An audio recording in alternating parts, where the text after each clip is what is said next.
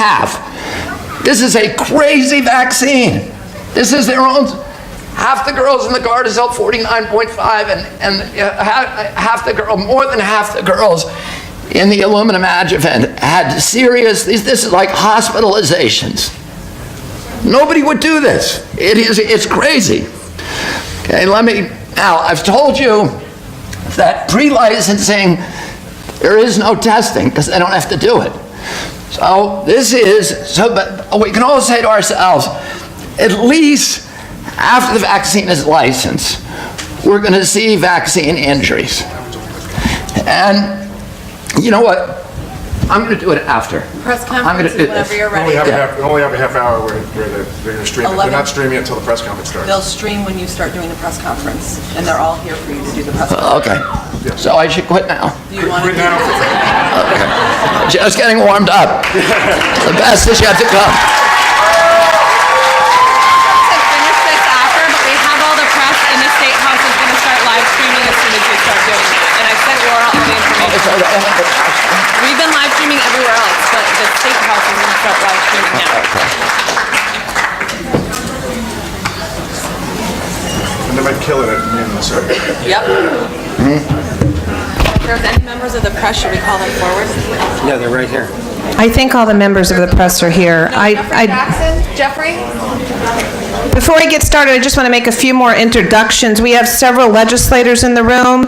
I don't want to miss any of you. Representative Candelora, Representative Hennessy, Representative Wilson, Representative Mastro Francesco, Representative Belinsky.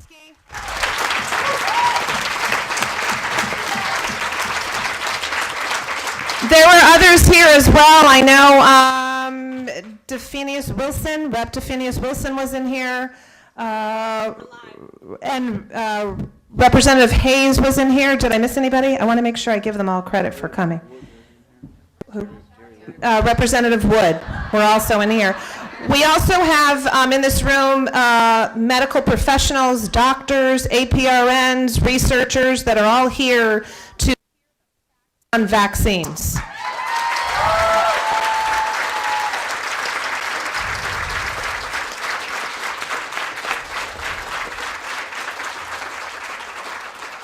That was the dialogue we planned for today, and unfortunately that changed, and we appreciate Robert Kennedy Jr. coming all the way out from California, 3,000 miles.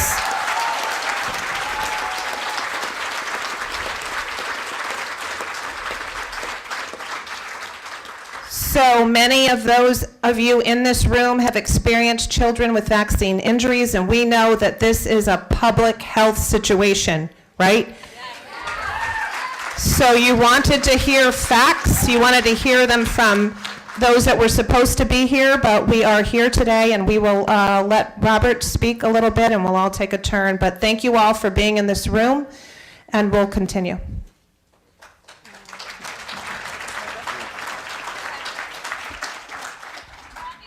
Good. Thank you. Good morning. It's a pleasure to be here to speak at this press conference and to begin the dialogue about vaccines. One of my concerns, having served on the Public Health Committee, is the fact that we're seeing bill proposals outside of the public hearing process. And unfortunately, the only way we're left to respond is to create our own forums and have our own conversation. So this morning there was a forum scheduled where we would have had both sides of the issue present their information. And unfortunately, the other side of the issue arrogantly did not show up to present their position. And I say arrogantly because the rules in our building are established for a reason. You propose a bill, we vote to hear that bill, and then we invite the public to come and speak. The only bills that have been raised in these committees have been bills that are trying to restrict a person's right to choose medical procedures. And sadly, the opposite bills to open the discussion about free choice has been squashed. And the concern that we have right now is we're going to embark on a potential elimination of a religious exemption without the ability of the public to come in and give their side of the story. And I think that's what prompted Robert Kennedy to come here today to start the dialogue and bring attention to this issue. And I'm very grateful that he's here to do that. And so with that, though, I want to turn it over to Representative Hennedy to give his words, who also serves on the Public Health Committee. Jack. Thank you, Vinny. I just want to be really quick because I want to get Kennedy back here to speak to the press questions. But I just want to say that this is not a partisan issue. This is a health issue. As we have heard, this is a health crisis. And I'm asking the legislature, both Republicans and Democrats, to come together to get the facts and then make decisions on that. And hopefully then we won't be considering passing bills to take away First Amendment rights. Thank you.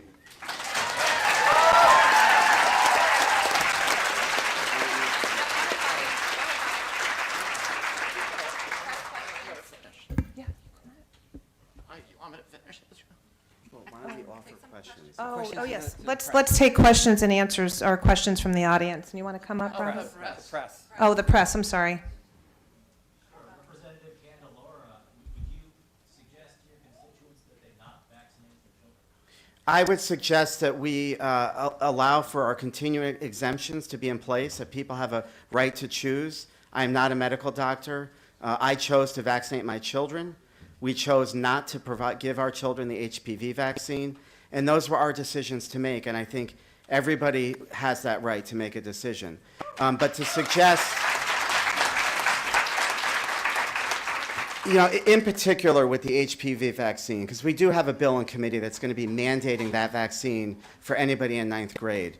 And the fact of the matter is that the contraction of the HPV virus, part of it is behavioral, but it's not a communicable disease that poses a public health threat. And so to suggest now that we're going to embark on mandating vaccines that don't pose public health threats is so far outside the scope of what we should be doing here. And I think we need to put the brakes on that. And I'm particularly alarmed that, again, we're going to be doing this and potentially eliminating a religious exemption without so much of a public hearing. That's unprecedented.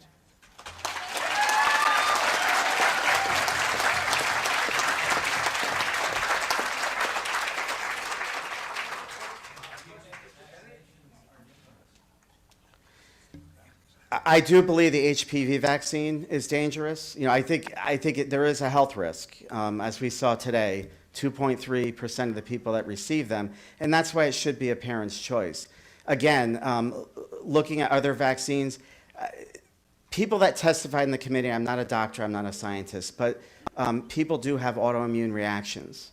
And so one of the bills I had put in earlier in this session, what I wanted to see was informed consent for the parents, making sure that parents understand this process of vaccinations. And frankly, if your child has an autoimmune response to anything, doctors should be appropriately addressing that issue. And we seem to gloss over what the after effects could be and how you address them.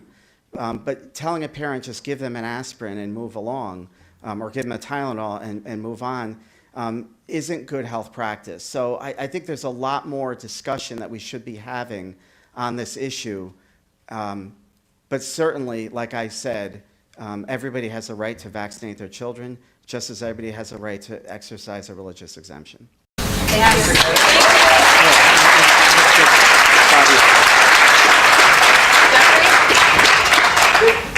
you explain your approach to how the public should engage with scientists? Mr. Kennedy? Could you identify who you're with, please? Oh, sure. I'm Mark Pasternaukis. I'm a reporter with the Connecticut Mirror here in the Capitol. You want to go up to the mic, then? Yeah, for me. For you, sir. Yeah. You've been pretty outspoken on climate change, and you've asked the public at times to have faith in the scientific consensus on climate change. On this issue, I was here for all your remarks. You have challenged the scientific consensus. So, how do you reconcile those two things? What guidance can you give to the average person who's trying to struggle with things like climate change and this vaccine issue as to what faith they should place in scientific consensus? Good question. What reporters and everybody needs to understand, there's a huge difference between the scientific establishment and established science. Established science is not what CDC says, and it's not what Merck says. Established science is what's on PubMed in peer-reviewed publications, and that's the science that the Institute of Medicine looks at. And as I'm going to show in this study, in this PowerPoint, the Institute of Medicine, which is the arbiter, the congressionally appointed arbiter for what is science and what is not science, is with me on this issue. So if you want to know what established science is, look at the Institute of Medicine. Don't ask CDC. CDC is a vaccine company. CDC, 50% of CDC's budget goes to selling and promoting vaccines. CDC owns 57 vaccine patents. It collects money on them. FDA gets 75% of its budget from the industry. FDA owns part of the Gardasil patent. It gets money every time somebody buys a $420 shot at the series of Gardasil. FDA makes money. Not only that, but individuals within FDA who worked on the patent get $150,000 a year in royalties. And these are the division chairs, powerful people in that agency. Reporters, I learned from my dad, don't trust people in authority. People in authority lie. The press was supposed to have learned this, at least in the Iraq War, if they didn't learn it in Vietnam and any others. I've sued EPA many times for lying about climate science and forcing them to start doing real science on it. This is the same thing as the climate. You have an industry that is creating the same thing as tobacco. There's an industry that is minting and creating phony studies. The problem is that the pharmaceutical companies have much more power with the press than do the oil companies or the tobacco companies, because it's the biggest advertiser. You look at, Roger Ailes told me this. He said, look at one of my news shows. I have 22 ads on an evening news shows, and 17 of them are paid for by pharma. And he said, if I put this issue on one of my shows, I would get a call from Rupert in 10 minutes. And if you look at, there's a censorship in the press. We're not allowed to talk about this. The press is just repeating pharma talking points. You're not showing us a study. What I said, I went to the press club last year with Robert De Niro, and I said, I will pay $100,000 to any member of the press who can give me a single study that indicates that it's safe to inject mercury into a baby. $100,000. Me and Bob De Niro said that. And I can show you hundreds of studies that say it's not. So you gotta learn to mistrust CDC. You can't keep trusting them and writing down what they say. You gotta look at what IOM actually says, and I'm gonna show you that in a minute.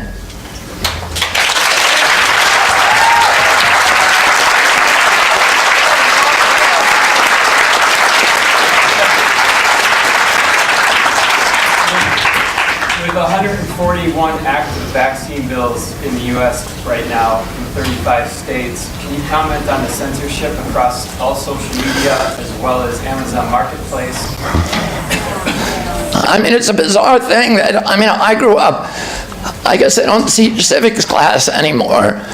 I grew up with the axiom that you can't have a democracy if you don't have free debate.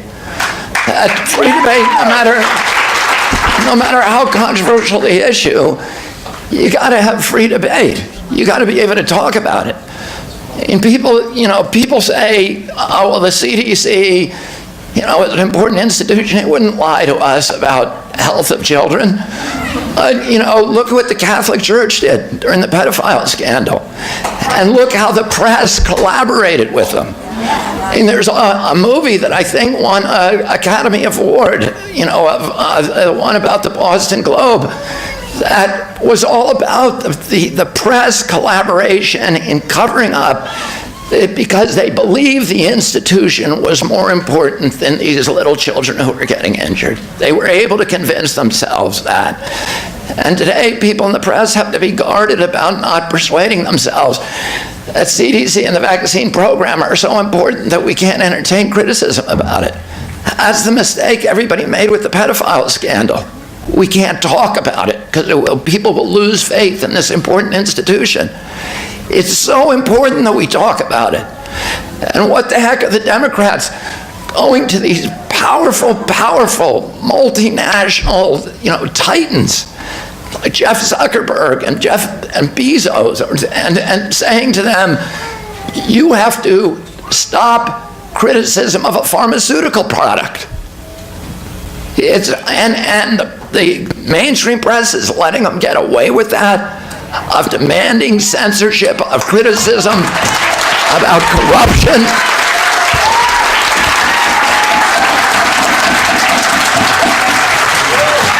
About corruption at public agencies. We're not allowed to talk about that now on social media.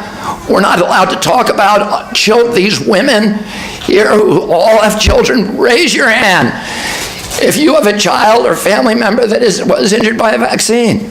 $500,000 to recover. Yeah. Oh, I mean, this isn't people's imagination. It's happening. And, and you have to ignore, you have to say these women are all hysterics. And it's the time in history that both the press and the Democratic Party start listening to women.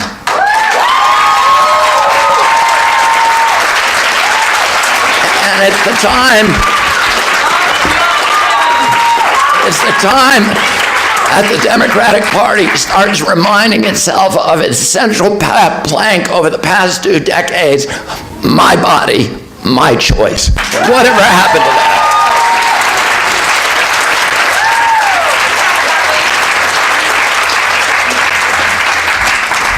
I'm going to follow up to the Gardasil issue. It's my understanding several states or countries have banned the Gardasil vaccine. And yet, even though it is not common for people to have serious side effects, it does happen. And it's my understanding that you have some information that may shed some light on why this is being pushed so heavily in this country when there are risks out there. Can you share that with us?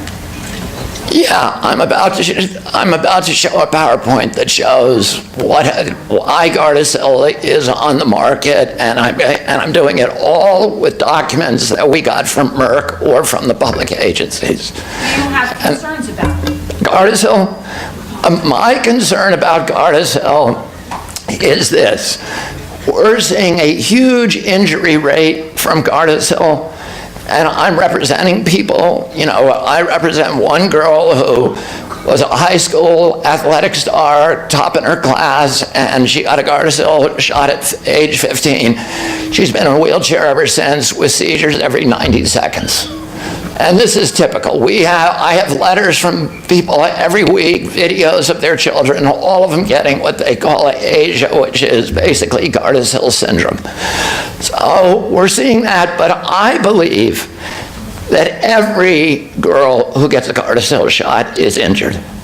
I believe that you cannot, and this is just pure toxicology, you cannot inject those levels of aluminum into human beings and not damage them. They go into your brain, they may be getting dementia or Alzheimer's 20 years from now, but it'll come out. Now, Yale published a study 2017 that I was looking forward to talking to the professors about, because that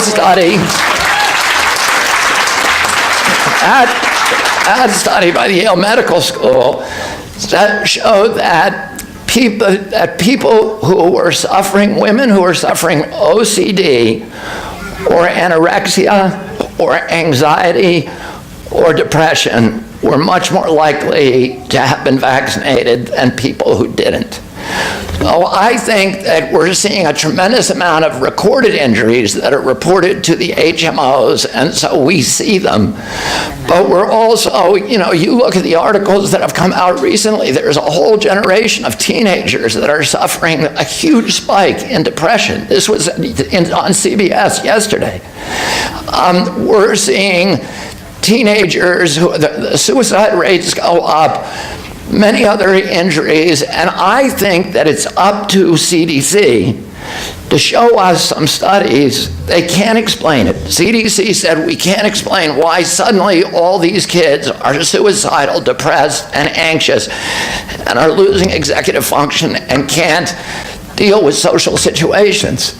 And if you look at animal models, that's exactly what happens to animals. Dozens of animal models that are injected with aluminum. You see the anxiety behaviors in them, and you see these strange behaviors and inability to function.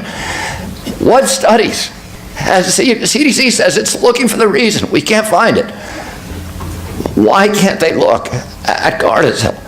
Because you can't do this. Is a huge human experiment, society-wide, without any safety testing. They suddenly inject an entire generation of teenagers with one of the most potent neurotoxins in the universe at huge levels of poison, much, much larger than EPA considers safe. Based on risk and benefit analysis, is there any vaccine that you're comfortable saying, yes, if I would vaccinate? I'm not a doctor, so I don't recommend vaccines to people. What I say is all vaccines should undergo the same safety testing that we require for other drugs. That's all I'm asking. I'm not. Is this radical? Is this radical? Is this something that you're not allowed to print? That vaccines ought to be safety tested like other drugs? They ought to be tested against placebo?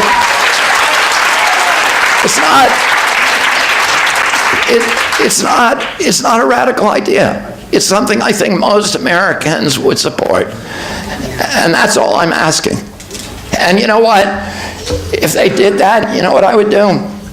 I'd go back to being the chief attorney for Waterkeeper and suing Exxon and, Texaco and all the bad guys, because I don't want to be doing this work. But they need to do their job. I know too much. That's my curse. I read this stuff and I can't unthink it.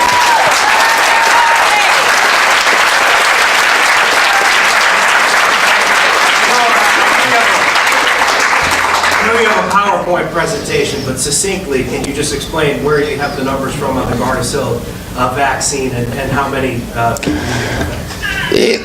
all of my numbers on the Gardasil vaccine come from what they call the manufacturer's insert. The manufacturers, when they make a vaccine, are required by Congress to include an insert that shows not all the studies they did, but a typical example of the studies. So anybody can look up these studies and read them. The problem is nobody does it. And if you did it, you would never take the Gardasil vaccine, because those odds of a 2.3%, a 1 in 40 chance of getting an autoimmune disease within 6 months, nobody would make that bet.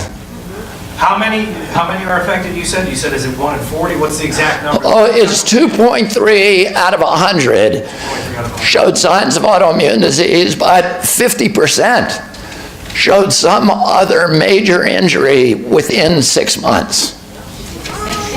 50%. And the death rate in the vaccine trials was double the background rate. The miscarriage rate was 5 times the background rate.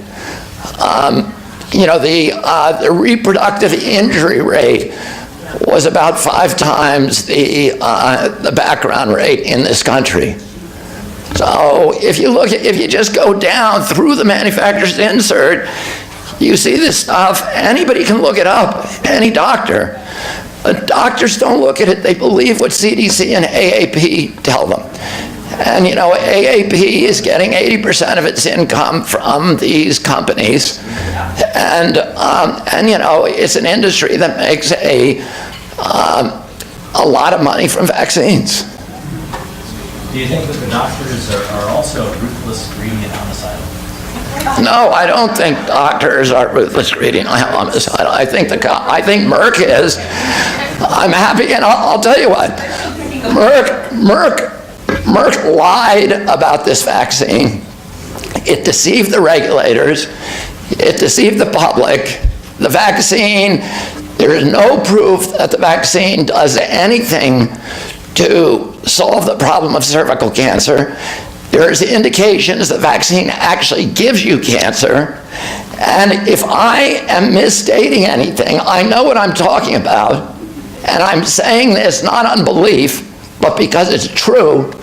And I'm saying it that way so that Merck will sue me if I'm saying something wrong. And they will.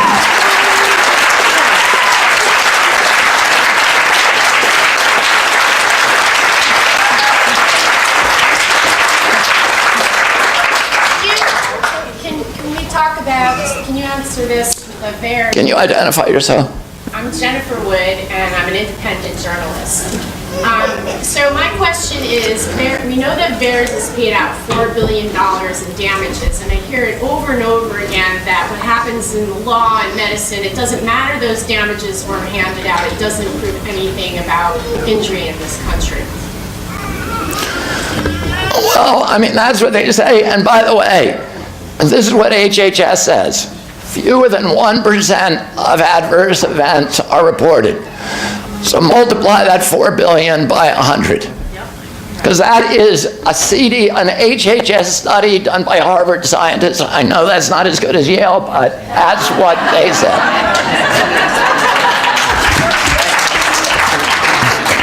If we can, we'll take one more question and then we'll get into the slideshow again. Is there any other questions from the press? Okay, so with that, why don't we get to the slideshow? I got a question. I'm African American, and we have a lot of autoimmune diseases. My name is Reverend Holloway. So how does this affect our community? Because we have autoimmune diseases that we can't explain. So there are many studies, and actually you can go to Children's Health Defense because there's an article there called The New Tuskegee Experiment, and it's about, and a lot of it cites these studies that indicate that African Americans are more likely to suffer vaccine injury than non-Africans. And in fact, Africans are more, that have pure African blood, are more likely to suffer vaccine injury than African Americans. But in the CDC's most important study, which is the DiStefano 2004 study, that was published in Pediatrics. When they were doing that study, the 5 researchers found out that it was a study they thought was safe. They were studying the MMR vaccine in Georgia. And they said, it's not, they believed themselves that the MMR was not causing autism. And I believe that too at that time. But that the autism was coming from the mercury vaccines. So they thought it would be safe to study the MMR, but when they got the data back, what they show is black boys had a 250% greater chance of getting an autism diagnosis if they took the MMR vaccine on time, which was 36 months of age, compared to if they waited. And they were ordered by their superiors at CDC to bring that data into a conference room where they found 4 large, all the scientists were assembled there with all their material, and they were ordered to destroy that data. And then they published DiStefano and said there is no extra impact on blacks. Well, that was a lie. And we know from that, we know that that study suggests that there are, again, it's another suggestion that African Americans, I can tell you this, that there's other studies that show, particularly mercury vaccines, which affect boys 4 to 1 to girls. The reason for that is because testosterone amplifies the neurotoxicity of the mercury molecule, and estrogen wraps the mercury molecule and tends to protect the female brain. That's why you see such sexual dimorphism in autism and these neurodevelopmental disorders. They tend to affect boys at a 4-to-1 rate of girls. There's one study where they gave thimerosal to 21 rats. All 11 male rats died before the first female rat even showed any illness. African Americans have, as a rule, higher testosterone rates than other Americans. So with those vaccines, which are flu vaccines that still have high levels of mercury in them, those would affect African Americans much more by logic. And those vaccines are usually given in African American neighborhoods because it's only a third of the flu vaccines. They tend to be the multi-dose, which are the cheapest, and they're sent to the clinics. And so that's going to be another adverse effect. There's a lot more to this. I want to get this. I'm happy to talk to you later, and you should go to that article, The New Tuskegee Experiment.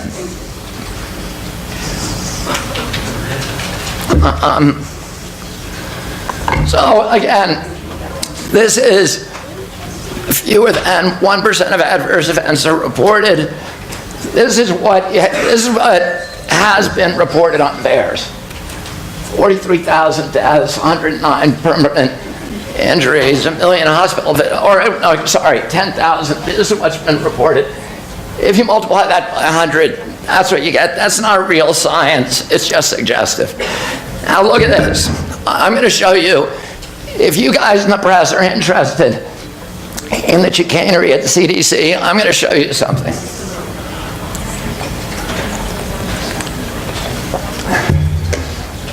Because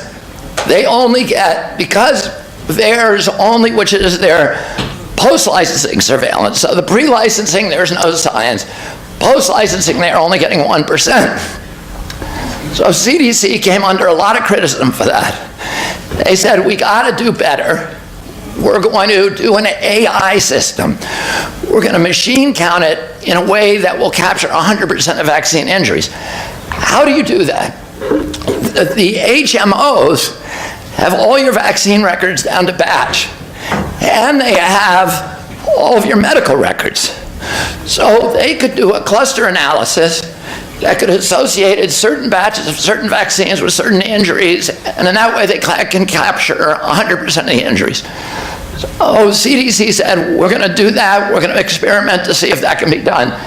They hired another HHS agency, the Agency for Healthcare Research Quality.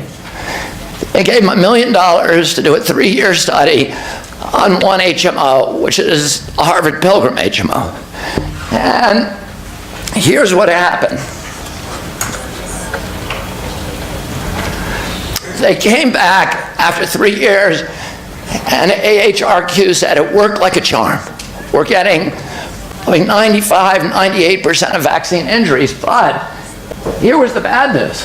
They looked at 750,000 patients. 376 had been vaccinated. 35,000 had possible reactions. That's 10%. 10%, for those of you who are not good at math, is less than 1 in a million. It's 1 in 10. So the CDC was freaked out. And here's what they say AHRQ says in the report. And by the way, they hired Harvard scientists to do this report. They said, unfortunately, there was never any opportunity to perform system performance assessments because the necessary CDC contacts were no longer available, and the CDC consultants responsible for receiving data were no longer responsive to our multiple requests to proceed with testing and evaluation. So as soon as CDC figured out the system worked, it fired the people and refused to answer the phone. Now I'm going to show you something.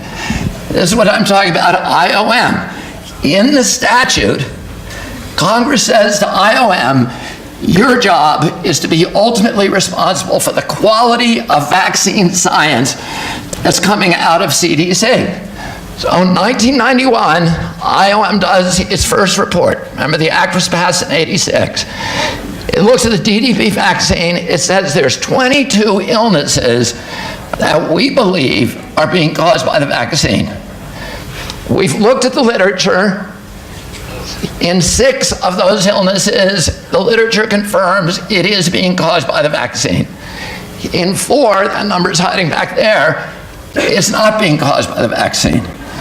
But in 12, we don't know, because there's 0 literature. CDC was supposed to produce that literature for all of these: anemia, juvenile diabetes, Guillain-Barré, chronic neurological damage, learning disabilities, attention deficit disorder. These are all part of the chronic epidemic. IOM was worried. We think these are being caused by vaccines. You got to do the studies. CDC didn't do them. So it rebukes CDC and says, if research capacity and accomplishments in this field are not improved, future reviews of vaccine safety will be similarly handicapped. Okay, they come back 3 years later. Now there are 54 conditions. 38, 12, yeah. I think 5, no. 38, we have no idea. And again, here you see SIDS. SIDS started appearing then. And now it's the biggest killer of kids. We never heard of it before '89. Diabetes, etc., arthritis.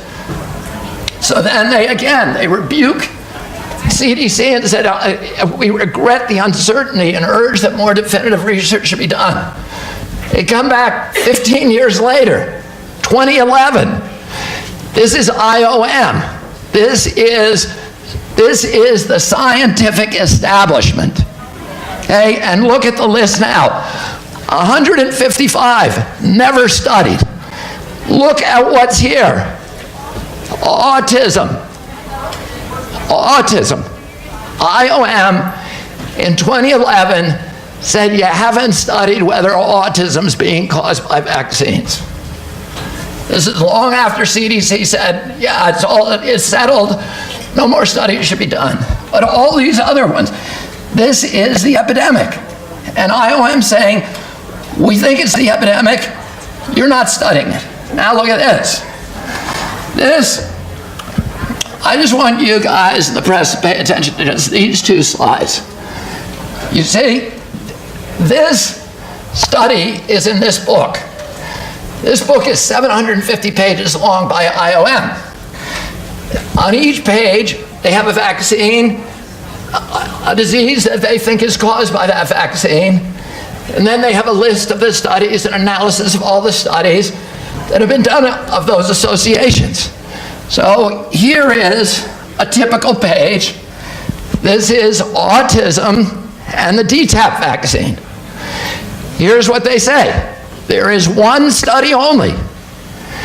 That study, Geyer 2004, says that autism is being caused by the vaccine.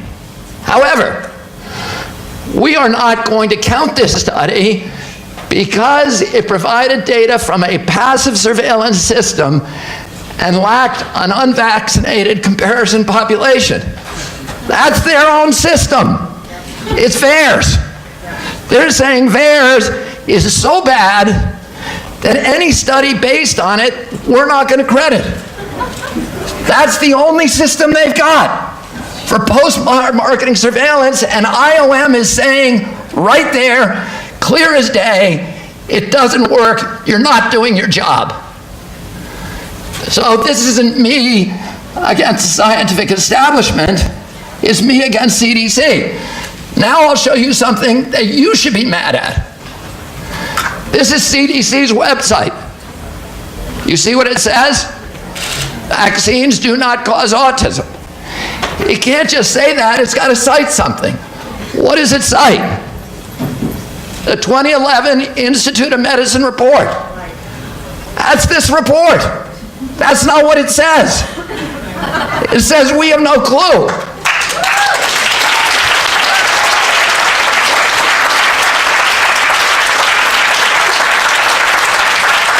CDC just has faith that every reporter in America is going to read this and swallow it and is never going to look at that report. That is a problem. We cannot have democracy if we don't have a free and independent and inquisitive press that is skeptical about broad pronouncements by government agencies that are interested in the outcome.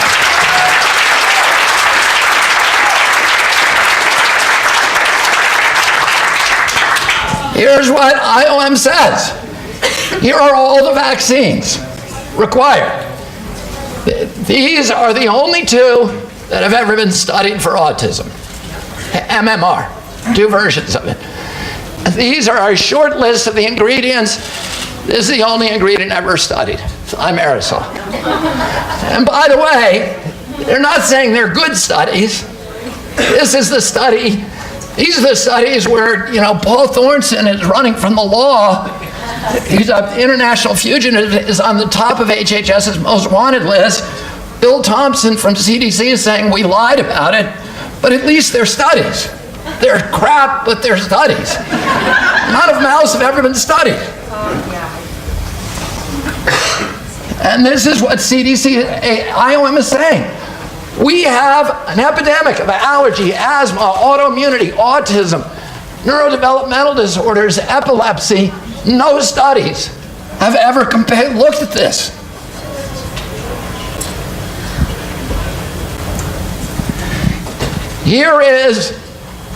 Here's the graph line for chronic disease epidemic. Here's the red dotted line is the vaccines. Here's some other, we have a lot of now vaccinated versus unvaccinated studies that I don't have up here, but here's what, this is a recent vaccinated versus unvaccinated, actually it's 2017. And this shows that vaccinated kids have 30 times the level of rhinitis. That's from the aluminum in the vaccine, by the way. They put aluminum in to get an allergic response to the antigen. As it turns out, the aluminum also gives you an allergic response to anything that's in the ambient environment at the time. You get that shot when you're a little kid and there's a Timothy weed outbreak, you now have a lifetime allergy to Timothy weed. If there's a peanut oil excipient in that vaccine, you now have a lifetime peanut allergy. See, these are peanut allergies, 3.9 times, 4.2 ADHD, autism 4.2, eczema, etc. This is actually a very strong study because this was randomized. They gave half the kids flu shots and half in flu shot group and placebo group, same rate of flu. Flu shot group had 4.4 times higher rate of non-flu infection because it wrecks your immune system. Here is the best study ever done. This is a CDC study of the vaccine safety data link, which no independent scientist can ever get into. It's now in a locked box that has been at the bottom of the Mariana Trench. You can't get at it. This is the vaccine records and health records of 440,000 kids. CDC looked at it. In 2001, they hired a whole team of scientists, and they looked at, among all that huge cohort, kids who got a hepatitis B, thimerosal containing hepatitis B vaccine in their first 60 days, compared it to kids who did not. And they never published this study. We got it from Freedom of Information request, and you're going to see why they didn't publish it. Because they found the kids who were exposed to that hepatitis B vaccine during their first 60 days had an 11.35, that's 1,100% greater chance of getting an autism diagnosis than the kids who were unvaccinated during the first 60 days. They knew right then what was causing the autism epidemic. Because, just for comparison, the relative risk of smoking a pack of cigarettes a day for 20 years and getting lung cancer is 10. It's causation, proof. This is 11.35. This is beyond proof.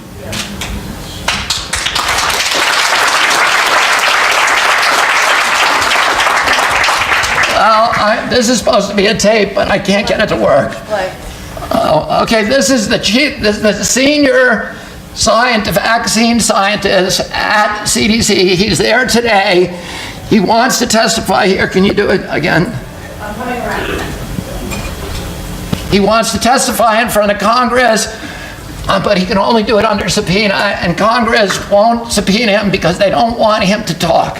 And the press won't cover him. He's there today, and he says he's been cheating on every autism study for the past 20 years at CDC. He's the guy who's in charge. He's the author, co-author of all these studies. And he was in the room when they destroyed the... Very sorry, we're getting... Can you get it? Trying to get the sound in.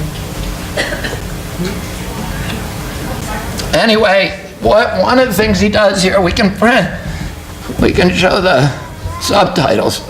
The CDC is, they're paralyzed. The whole system is paralyzed right now.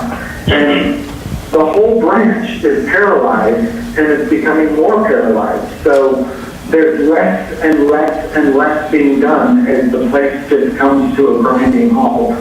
So really what we need is, for Congress is to come in and, say, give us the data, and we're going to have an independent contractor do it, and bring in the autism advocates and have them intimately involved in the study.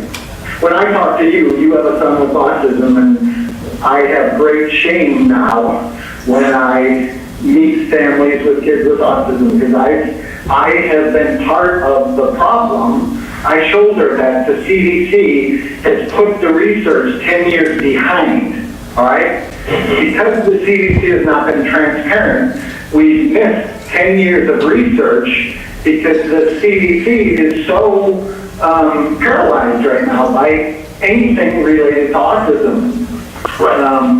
They're not doing what they should be doing. They're afraid to look for things that might be associated. I'm completely ashamed of what I did. Okay, this is, it's shocking to me that of all the newspapers and news outlets in this country, none of them have ever investigated this. It's shocking. Let me just show you this. I'm winding down. I'm almost done. This is a 2000 investigation by the U.S. House Government Reform Committee. All these are quotations from it, and it's talking about the corruption in the two committees. The committee at FDA that licenses all vaccines. It's not a committee made up of FDA people. They're people that are brought in from the industry. They license the vaccines based upon this non-existent science. Then it goes to another committee called ACIP in the CDC, and they add it to the schedule again. And all of them have financial ties to the industry. This is a typical. Anyway, look at this.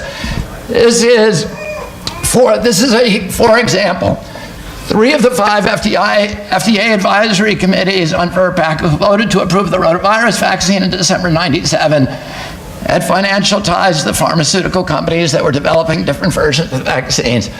One of the 5 voting members' employer had a $9 million contract for a rotavirus vaccine. One of the 5 voting members was a principal investigator for a Merck grant to develop a rotavirus vaccine. One of the 5 voting members received $1 million from vaccine manufacturers toward vaccine development. Those are the guys who licensed the rotavirus vaccine that your kids have to take. And this is ACIP, which now you go to the CDC. ACIP admits it did not adopt evidence-based guidelines for recommending vaccines into 2011. That raised the question, what were they basing it on? Just relationships. That's it. And I'll show you the relationships. And by the way, virtually all the vaccines we have, like Gardasil and MMR, were already done. And these 2 committees have brought this from a $1 billion industry in '86 to a $50 billion today, and that's why we're getting all these vaccines. Now, here is a congressional investigation of the CDC side that mandates the vaccines. The chairman, the majority of the 8 ACIP members were conflicted. The chairman served on Merck's advisory board. Another member shares the patent on a vaccine under development for the very same disease, had a $350,000 grant to develop this vaccine. You know who this was? Paul Offit. He owned the patent, he voted it on, then he sold his patent back to Merck for $186 million. And he's the darling of the media in this country. He can publish editorials every 6 months in the New York Times, and people will die to get him on their shows.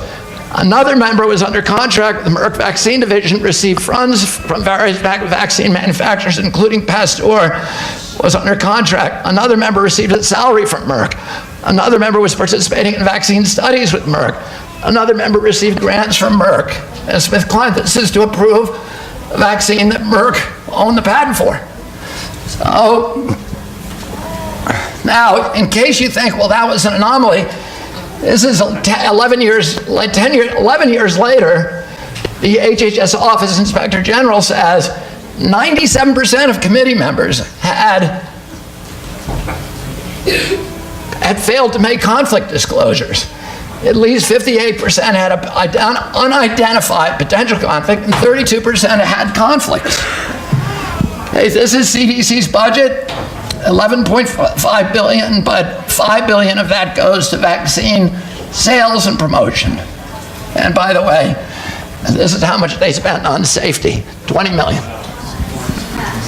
The tail is wagging the dog. Okay, here's the woman who brought us the MMR monopoly. She brought us the Gardasil vaccine with all that crappy science. Her name is Julie Gerberding. She was head of CDC from 2002 to 2009. She's the one that silenced Bill Thompson when he tried to talk. He went to her. She had him chased into the parking lot and, threatened by Robert Chen. And in 2010, she got her reward. She became president of Merck's vaccine division 1 year after she stepped down and gave him the Gardasil. And she got $2.5 million in annual salary and $38 million in stock options. That was her bribe for giving Gardasil to all our little girls and poisoning them. $38 million to Julie Gerberding. That's why Yale didn't show up. Yeah, that's why Yale didn't show up.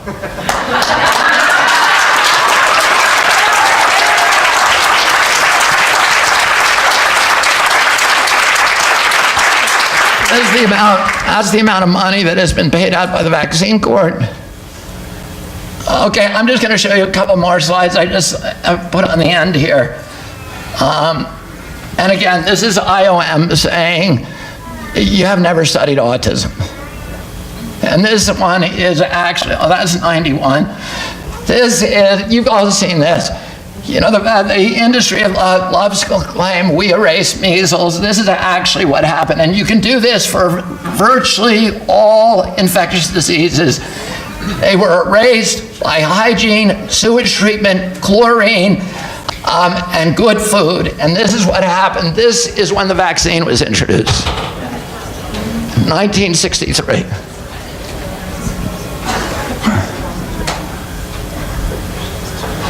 Okay, I said MMR was never safety tested. They didn't even do one of those 2-day jobs. They have nothing. You look on their insert and look for safety testing, there's nothing there. They were never safety tested. They legally have to say if they were, and they weren't. So we know that the MMR causes a lot of injuries. And it varies. It's one of the vaccines that causes tremendous more injuries than others, and it causes, I think, 6 times the amount of seizures that actual measles does. We don't know, but measles vaccine saves lives, because when it was introduced in 1963, the year before in 1962, 408 Americans died from measles. So we can assume that 400 Americans are saved by this vaccine every year. The question we don't know is, are more people dying? And that's really what we have to answer to do a cost-benefit analysis. That's what science should do. Should tell us, is this a cost-benefit analysis, and could we do better with a single measles vaccine? Could we improve those odds? But nothing like that is ever studied, and that's the problem. They don't study it. So this is recent studies that have come out that show that if you get measles when you're young, you are much less likely to get cancer when you're older. Certain kinds of cancer. This is non-Hodgkin's lymphoma. This is Hodgkin's lymphoma. These are all recent studies. You can find this PowerPoint on our website under this, and you can look at all of these studies. Childhood diseases affect NHL and HL lists as non-Hodgkin's lymphoma. This shows if I'm not having measles, you have an additional chance of getting a 40% chance of getting non-Hodgkin's lymphoma. And not having a wild measles infection. And for Hodgkin's lymphoma, it's a 230% greater chance. The estimated deaths in 2018, a lot of people die from these diseases, but we don't know how many of those are from not getting measles. Here's a Japanese study. Also, that last study was for heart disease and ovarian cancer, but heart disease is dramatically less than if you had measles. This is cardiovascular disease. This is a Japanese study of deaths from cardiovascular disease. The black line is from people who had no infections, neither measles nor mumps. These are mortality statistics, and you can see they're dramatic. This is after 22 years after the vaccines were given, or after the age. Follow-up years after the vaccine was given. 22 years, or after the disease was contracted. 22 years later, this is the mortality. The people in this line, which are by far the most long-lived, are people who had both wild mumps and measles infections. These are the ones who got vaccinated and didn't. So the death rate 22 years later is dramatic. It's like a third. What can I say about that? The only other thing I can say is, shouldn't this be studied? Yes. I can't say anything else except that shouldn't our government agencies be studying this? Shouldn't we be forcing the industry to study this? And that's the problem, is we have all of this science out there that is very suggestive, but we don't have any real answers. Anyway, that is it for that PowerPoint. I don't think.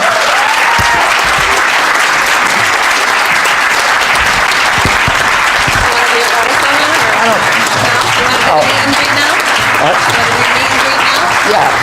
What we're going to do